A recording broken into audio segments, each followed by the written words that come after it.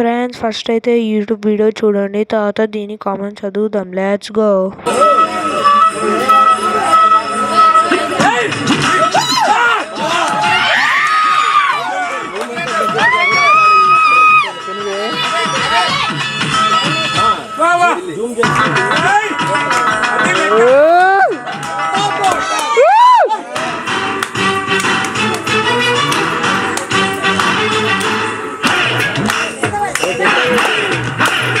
అసలు మామూలుగా ఇక మొదలెడదామా?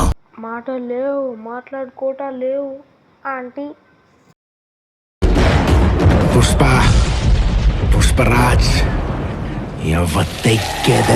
She is really a good dancer.